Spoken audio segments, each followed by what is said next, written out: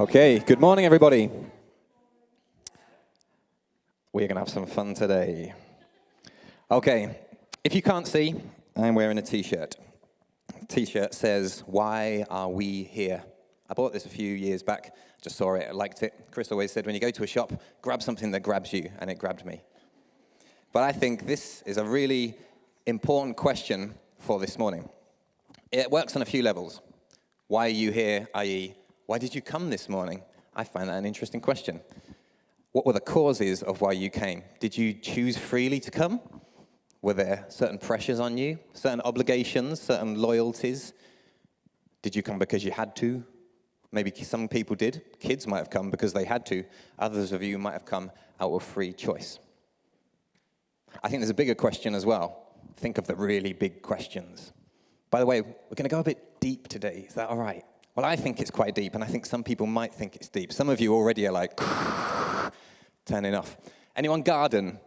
If you garden and you want to get rid of something or really explore what's going on in your garden, you can't just work at a shallow surface. You have to go to the root of things and go deep. Are you with me?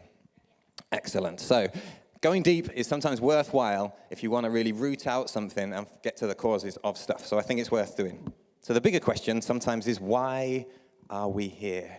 Cosmically, when we look to the stars, when we think about all of the universe, why are we here? Now, I remember in the past, I was thinking about you this morning, Chris, because at the beginning you'd often say, I just want to tell you the end already, but I've got to flesh it out. As I was driving in this morning, something just went bing. I was like, why are we here? And I just thought, well, just because. That is one potential conclusion that I'm going to explore today. Just because. But also, I'm not going to tell you yet. I'll tell you at the end. But just because, I think, is our answer this morning. So just keep that in mind. Just because. Okay. I watched a video a few weeks ago, and it really got me thinking about the nature of our life, the nature of my life, and why I am here in the state that I am and other people are. So let's have a little look at this and then bounce off some thoughts. So there you go. Why on earth have I just showed you a marble rally? For the benefit of those listening on the podcast, we just watched a load of marbles go down a beach, and one of them won. Now, the reason it's funny, and the reason some of you were giggling, is because the commentator was assuming that those marbles had some sense of free choice and free will. He takes him on the inside. Oh, he's chosen that route. Did the marbles have any free choice? We look at it and go, well, of course they didn't. They're just marbles. They're just how they got released at the beginning determined how they ended up at the end. Maybe their collisions and interactions with each other determined where they end up at the end. Maybe it was the course, the nature of the course that they somehow happened upon that determined their ending. So the question I had, to what extent am I like those marbles? To what extent are our lives just like those marbles? Why are you here in the way that you are? Why are you like you are? Why are the thoughts that are coming into your mind right now coming into your mind? Is it because actually how you were released, the journey so far, the interactions, how you maybe took the corners in your life because of what your parents said? This led me to an interaction with the philosophy of determinism. And we're going to watch a little video that probably does a better job than me of describing what determinism and free will are. And then we're going to dive into a little bit of why they may or may not be unhelpful and what we actually think about them. Let's have a look. So our big question this morning is, how free are you? We have a Kermit cartoon. Determinist might say this to Kermit. What I'm about to tell you is going to change your life forever. Are you really sure you want to know about it? For the benefit of those who can't see the screen, there is a doctor showing Kermit an X-ray with a hand inside him. Because the reality of this, to explain the joke, is that actually Kermit's actions are not caused by his own free will. Something else or someone else is determining them. Is that true for us? Well, determinism, we have a definition on the screen, is the belief that all actions and events result from other actions, events, or situations. So people cannot, in fact, choose what to do. The German philosopher Baron Dolbach said, everything is the inevitable result of what came before. including everything that we do. People call it the illusion of free will. You think you have free will, but you don't actually, because even the thoughts that are coming into your minds have been caused by a whole chain of events before you. Now, if this is making you angry or bored or confused, a determinist would say, well, that was inevitable. You're not choosing to be angry, bored, or confused. That's just happening because of how you were brought up and all these different things. It sounds ridiculous, but I think there might be some truth in it. Let's have a little look. Did you choose the moment in history which you were born into? That's probably had quite an effect on who you have become. Did you choose the family you were born into?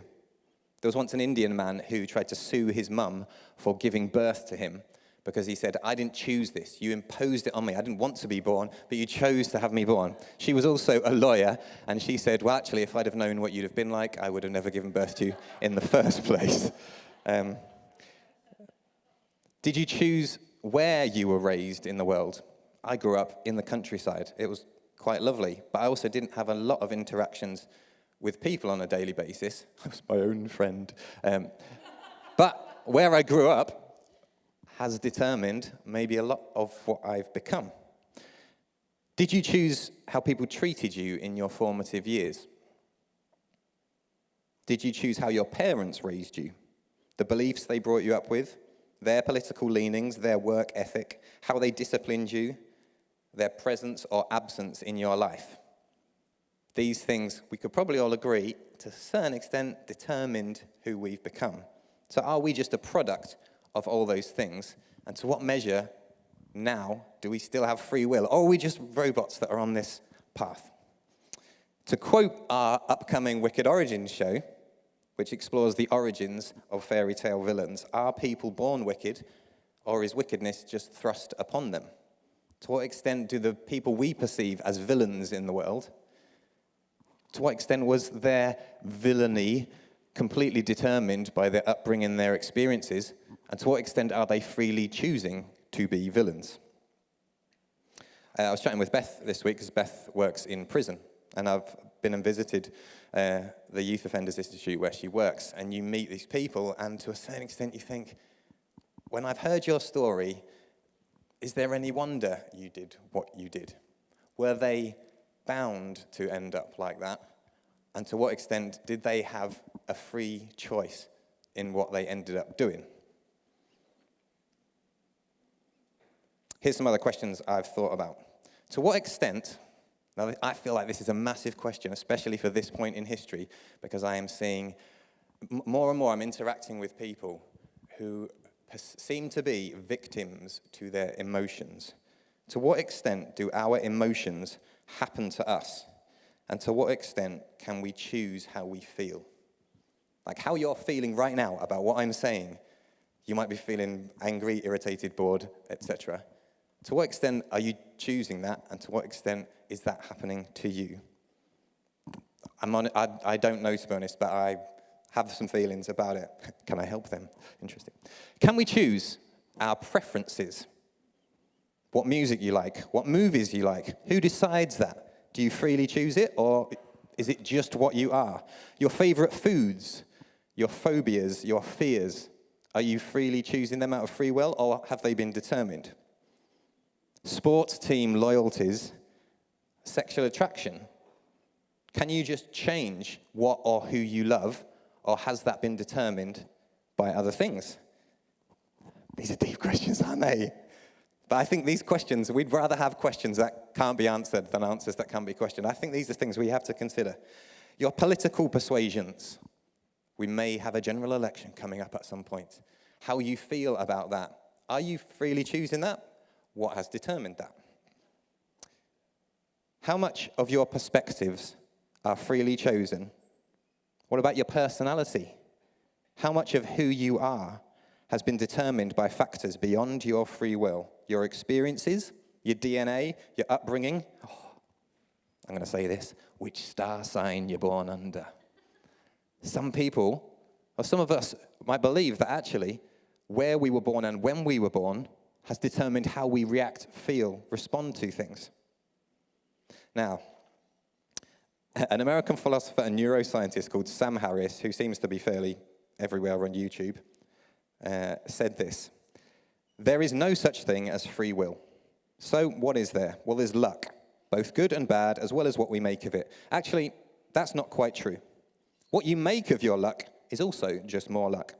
Once again, you didn't pick your parents, you didn't pick the society into which you were born. There's not a cell in your body or brain that you created, nor is there a single influence coming from the outside world that you brought into being.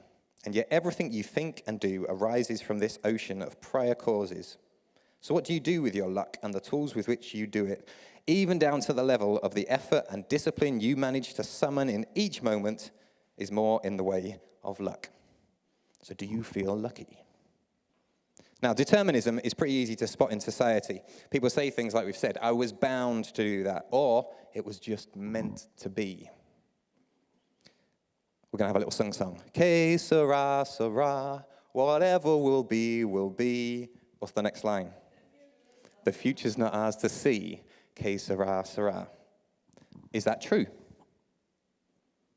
Do you think actually it's really helpful to have that belief system in our arsenal, just to say, well, how's this talk going this morning? Well, just whatever will be, will be. I'm just going to let go of it, surrender and accept the inevitability of things. Maybe the ride will be more enjoyable if I do that. Others might say we are losing something powerful if we just submit to inevitability. I also wonder if the future is ours to see if we engage in a certain dimension. So, someone might ask, well, determined by who or what? Now, we've looked at a few things as far as circumstantial things, material things, but this question's been around for a long time. We're going to sing a Christmas song together, which for you might be weird. You might think, it's October. It's Christmas all year round in my house. I swear, a number of times over the last 6 months, I have heard, "Alexa, play Amy's Christmas playlist." Amy loves Christmas, and so I've heard this a lot. "Through the years, we all will be together." What's the next line? "If the fates allow." What are the fates? Do you know what the fates are? If you've seen the movie Hercules, you might have seen the fates. These are the fates. The fates were three characters from Greek mythology. Thank you, I lost the word. Greek mythology. So we have Clotho, who spun the thread of life. Lachesis measured the allotted length. Sarah knows her stuff. And Atropos cut it with the shears. So the Greeks believed in their kind of stories of how they thought about the world that the fates determined your life. Do you believe in fate? Do you believe that things are just meant to be? If you think of maybe your romantic partners, was it just meant to be? Or did you freely choose it? Questions. Now, can this philosophy of determinism help us? I think it can, to a certain extent. Empathy and patience. If I think, do you know what? That person who's really pissing me off, if I start to realize, well, do you know what? They were brought up in a certain way. They have had certain experiences in their life. I might think, and I've talked about this before, if I were you, I wouldn't act like that. When actually, in reality, if I were you, I would probably do what you would do, wouldn't I? Actually, if I put myself fully in your shoes, would I not make exactly the same choice that you're making right now? Because none of us make the wrong choice on purpose, do we? Like, we do what we think is the best thing to do. I've watched a lot of documentaries recently. I was on a plane recently, and I watched the documentary of Little Richard, which is absolutely fascinating. I think I'm going to cringe and squirm every time I hear Elvis referred to as the king of rock and roll after having watched that documentary. I watched the documentary of Whitney Houston. I don't know if anyone's seen that. Also, I watched one about a musician called Jacob Collier, and David Beckham is a big documentary that's floating around at the moment. Now, I love watching these documentaries of people's lives, because when you hear people's stories, you think, oh, right, is that why they ended up the way they ended up? David Beckham is an absolute perfectionist, like to the point of OCD, where it's literally like any blob on his kitchen surface, he's cleaning it up. His cupboard is absolutely regimented, like inline perfection. And you think, well, is that why he hit that spot in the top corner when he scored that goal against Greece? Is that why he managed to do that? You look at his story, you see his dad said, not good enough, nothing's good enough. He pushed him every single day from when he was a little kid. You need to try again, do it again. Nothing was ever good enough.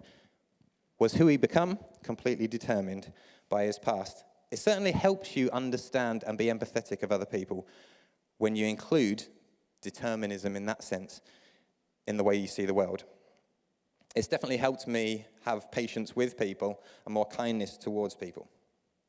Now, there are some funny things if you assume hard determinism is the truth. There is a theoretical physicist who has a YouTube channel. She's called Sabine Hossenfelder. I think she's German. But she said this. By the way, how funny is this thumbnail? You don't have free will, but don't worry. How can you not worry if you don't have free will? She says, we don't have free will. We're all just running software that's trying to optimize our well-being. Why am I telling you this? Because I think that people who do not understand that free will is an illusion underestimate how much their decisions are influenced by the information they are exposed to. Now, there seems to be some massive contradictions in there, because it's like, why could you choose anything different if you didn't have free will? Anyway, I think there's something important worth noting in there. Are we aware of how many of our decisions are influenced by the information we expose ourselves to? Now, we often think, let's just relax. I'm going to just sit and watch Netflix for 2 hours. And we think, well, that's not having any influence on me. I wonder whether actually this theoretical physicist is having a point. We have no idea how much what we expose ourselves to influences our thoughts processes, our philosophy of how we see the world.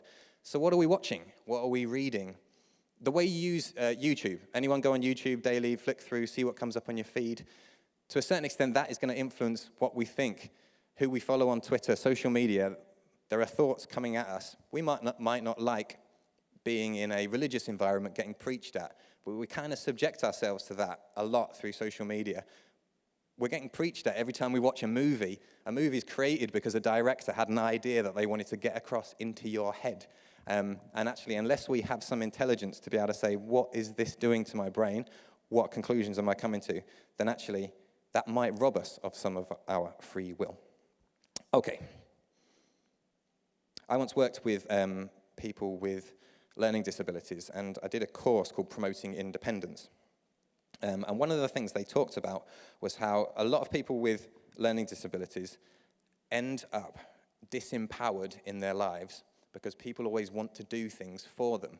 So the whole purpose of my job as a support worker was not to do things for the person, but to try and get them to do as much as they possibly could. Like, okay, you might not be able to do the ironing, but we're going to get you to do every single possible thing you can in that process. And the reason was because of this concept of a cycle, which was the cycle of opportunity, experience, and character. And they said if you never give people opportunities, they will never have the experiences that will develop in them the character that it takes to take other opportunities that come along, that it takes to get the experiences that it takes to have the character.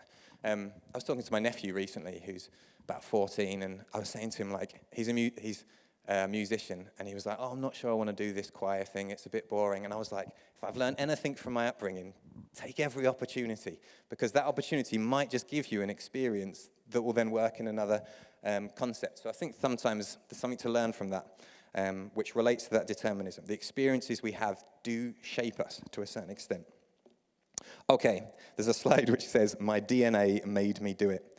Now, obviously, the idea of determinism, if we accepted that, as many scientists that I've looked up online, they believe that you don't have free will. There is a general consensus among some people that free will is an illusion. Now, imagine if we adopted that as a policy for our education system, that we said, actually, science now shows us that you don't have a free will. Everything's just been determined by things.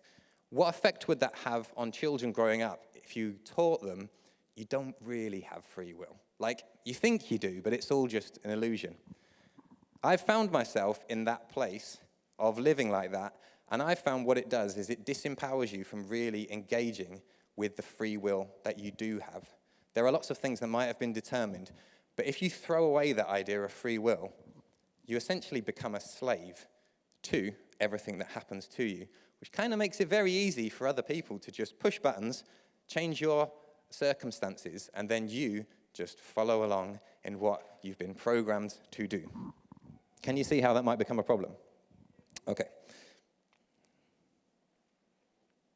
I want to bring Joel up and Phil. I'm going to sing a little song that, for me, came out of the understanding that when you look at somebody else, having love and empathy and understanding can be really helped by understanding that behind everything you can see in their personality and their actions are a whole load of things that you can't see. So let's do this.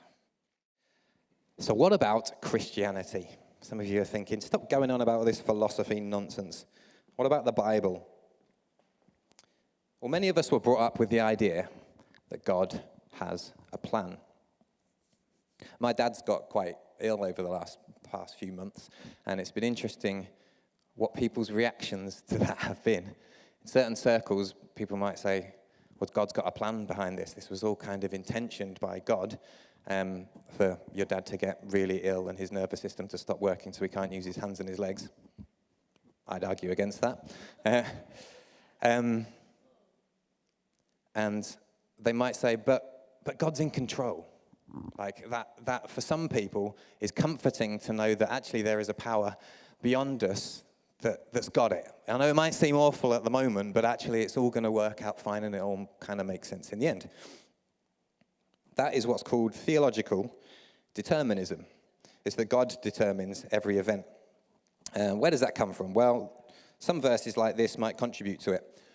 Ephesians 1 says, "In him we were also chosen, having been predestined according to the plan of him who works out everything in conformity with the purpose of his will."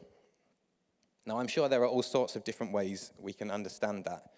But I find it interesting that when I looked online, it was presented in this way, with cherry blossom in the background, which in that sense you think, well, then that's lovely. Like everything, like cherry blossom, it works out in conformity with the purpose of his will. I resisted the temptation to actually make the slides, but what if we made a different background, like the atrocities of war, and then you were like, everything has been determined according to conformity with the purpose of his will? What if it was your favorite football team losing 5-0? Does God work out everything in conformity with the purpose of his will? What if it was the most painful moment of your life so far? Did God work that out in conformity with the purpose of his will? Or not? Maybe I think it was Paul that wrote this. Maybe he understood something in a wider context and maybe I'm misunderstanding it. If you can help me with that, feel free to come and buy me a coffee and chat about it. Because I think it's important that we're open-minded. It's easy to throw out something, even in the Bible, because we don't understand it. But I think it's always important to remain open to things. Now, sometimes we are looking for better answers when actually wisdom can be found by asking better questions. It's very easy to say, well, do we have free will or is everything determined? And I guess at the beginning, the guy who explained those concepts was saying, well, just one or the other. It's either this or it's this. I'm going to show you a video now by a program called The School of Life, where they present maybe a more utilitarian option. How can these be useful to us? So let's have a little look at that, and then we'll conclude. Okay, so that video essentially was proposing, rather than feeling you have to pick this one's true or this one's true, and then getting in a fight about who's right, actually, well, which one's more useful for you? Maybe in some things and in some truths, we think, well, it's either this is true or this is true. Now, what our mural on the walls kind of helps us with is the idea that truth is maybe multifaceted, multidimensional. What you see when you look at that bit of paper is very different to what I'm seeing, and maybe when it comes to truth, actually understanding both sides of those things and how they can be helpful might be a better way of proceeding. Okay, so that is one way of concluding, that actually just either of these philosophies could be true. Just figure out which one is useful for you at the moment. And I think that could be helpful for us. But I've been challenged this week. I messaged Jenny last night and I said, I think this talk's made me believe in God. Now, some of you might feel that that's quite flippant. I grew up with a certainty about Christianity, to a certain extent, that was determined by my upbringing. What kind of free choice did I have in that? So I kind of struggled growing up. Well, I don't actually know that this is real. There is a God, or am I just believing what I've been told to believe my whole life? So I think probably the last 15, 20 years for me have been a process of questioning things and taking it apart. And I've probably thrown a load of stuff out, maybe like some of you. And now some of it's like, well, maybe that was a bad idea to throw all of that out. So we're considering things again. Anyway, my T-shirt, why are we here? I was driving in this morning and I thought, why are we here? And I thought, just because. And then something struck me that there are two ways of saying just because. There's just because. Everything has been determined just because that happened, just because that happened, just because that happened. And then there's just be cause. I feel like I'm doing an anth here. I think that's the kind of thing anth did. Took words apart. Just be cause. What do I mean by that? Well, the concept, people often call God the uncaused cause. The thing at the beginning of everything that set things in motion or that caused things. One of the questions that's been doing my head in this week is it possible to believe in free will and not believe in God? Now let me explain why I think that might be tricky.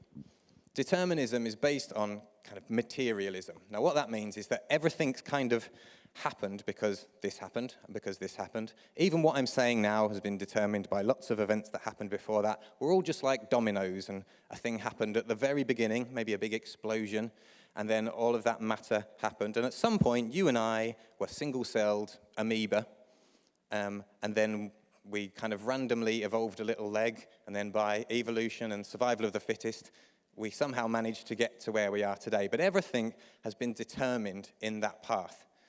Whereas a worldview where you include God, it's like, where does free will come into that process of everything's determined? Do you know what I mean? Like, at what point do we suddenly have choice or not have choice? The question I've been thinking is, can I embrace the idea of free will if I don't think that that will has been given to me in some sense? Now, the Christian story is based on the Genesis story, which talks about how God made man in his image. Or in their image, actually, because God is described as three people. So, actually, if I'm created in the image of a God, actually, I can live as a creator now. So actually, rather than just saying, well, everything that's happened to me has made me who I am, it's just because of all of this stuff. That might be helpful. There might be a dimension in which that's useful for us. But actually, I think faith can take us into a dimension beyond just what's logical and reasonable. Faith is not reasonable. Faith says, I'm seeing something that can't be seen. For example, I'm imagining something. I want to create a thing that doesn't exist yet.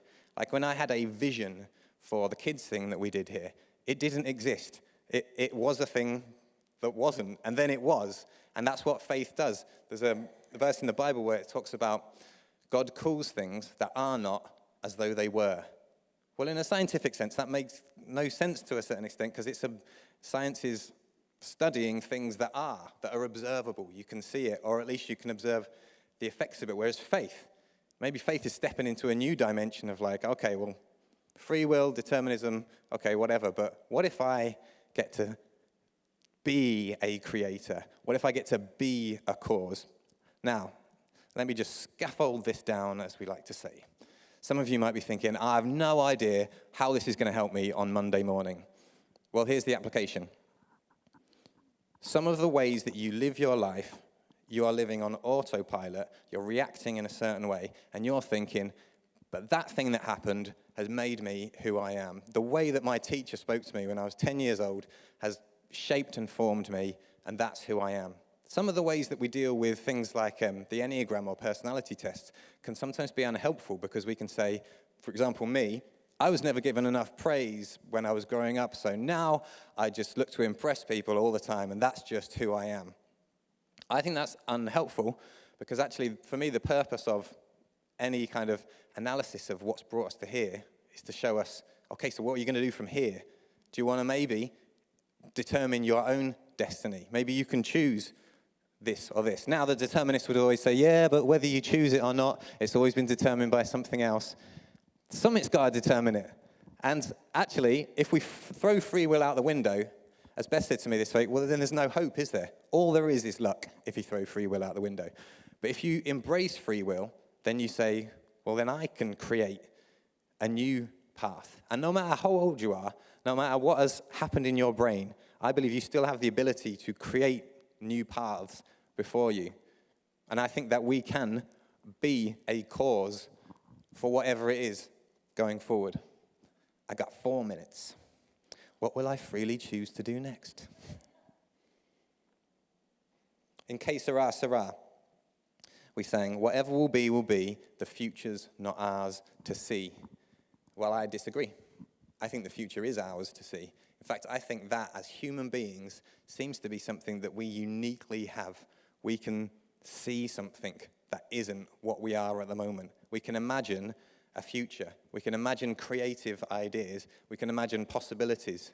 The whole show that we've got going on this week, at one point, didn't exist.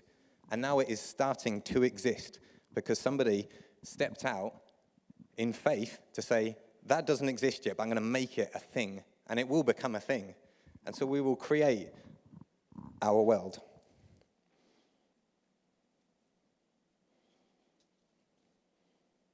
Okay, I think this is where I'm going to conclude. I woke up this morning thinking about the Lord's Prayer, which is quite odd for me.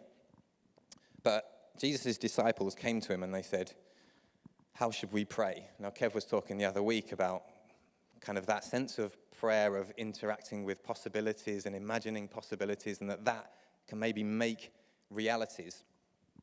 But it's very easy to make that about something completely disconnected.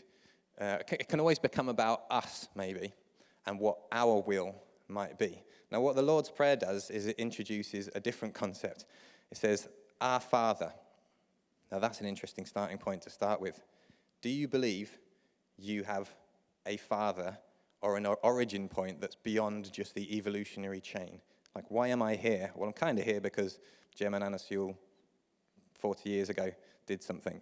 But beyond that, I have a father. If I have a father that created everything, that's what Jesus was presenting. Okay, if you're going to pray, if you're going to imagine how to change your life, our Father is a good place to start. Then he goes on to say, your will be done. So free will, we might be thinking, well, it's about what I want to do. But Jesus proposed this idea that if you want to make the world incredible, he called it the kingdom of heaven on earth. He said, your will has to be maybe subjected to somebody else. Like, I want your will to be done in a situation, not necessarily just my own free will. In the story of Abraham, God comes to this guy, Abram, originally called Abram, and he said, you are going to be the father of many nations. Now, what's the problem with that? Well, Abraham was nearly 100 years old. That's like a comedy sketch, isn't it? Can you imagine God saying, by the way, I am the Lord of all creation, and you are going to have kids? And it's like, I'm 40. I'm not sure I can muster the effort to have kids at this age. Imagine being 100. I don't know. It might just be a story. But it's an interesting story because the whole element of it is, it says, I like this line, Abraham, in hope, believed and became the father of many nations. So he looked at what had been determined by circumstances, but then he believed in something that actually was ridiculous. It was beyond what had just been determined, but he thought might be possible. So, one of the things I was chatting to Jenny about this week is, for some of us, we might have questioned the concept of God to the point where we think, well, I'm not even, the idea of having a Lord of your life or of God, it just seems a bit old and religious and unnecessary now. The question I'd want to drop in for us this morning, if God isn't your God anymore, as in, a God is the thing that you subject your will to, your free will, to a God, and that God, then you let them tell you how to use your free will. If God isn't your God anymore, who or what is? because I think something will be. Now, it might be our feelings, and I think something that's prevalent in our generation is that feelings have gone from something that you choose to overcome to something that actually calls the shots of who you are. It determines who you are. Well, if I feel like this, then that's what I am. I wonder if that's true. It's something that actually in our generation has become an accepted thing. If you feel this, then that's what you are. Is that true? And what consequences is that having in our life and in the way that we live and in what's working out? Is that working out well for us? Like, in some senses we could say yes. In some senses, I know people are really struggling just to get out of bed in the morning now because they just don't feel like it. And I wonder if there is a dimension that we could engage with that might help us change that. Like, I don't have any definitive answers on this, but I feel like that's a question worth asking. I'm just going to read the lyrics of a song that I've written. I'm not going to sing the song, but the lyrics kind of seemed quite relevant, so we're going to finish here. The song is called There's More to See, and this is how it starts. Ladies and gentlemen, boys and girls, are you ready for something new? It's time to discover a hidden dimension that's currently out of view. The magnificent, marvelous, spectacular has been hidden by mischievous lies, but hope for a brighter day can be yours if you'll open your real eyes. When the impossible is clear and hope is giving ground to fear, the invisible is here, and what cannot be seen might soon appear. I've got faith to see what's out of sight. Everything's going to be all right. There's more to see than meets the eye. Who knows what possibilities are yet to find? Whatever's been and gone before, who says that limits what the future has in store? So whatever's knocking at your door, faith says, believe there's always more. So come and close your eyes with me and just imagine what could be. Look beyond the things you see to embrace a new reality. Because trusting only what you see around, that kind of life might let you down. It's not the wisest thing to do. There comes a time in all our lives to find where our potential lies. So step right up and realize sometimes you can't believe your eyes. I hope that has been, in some extent, helpful and useful in your lives. If you've got any questions, good. If I've missed a whole load of stuff, then hopefully there might be a part 2 where somebody can introduce some of that. But thanks for listening. Thank you for your time. And have a nice day.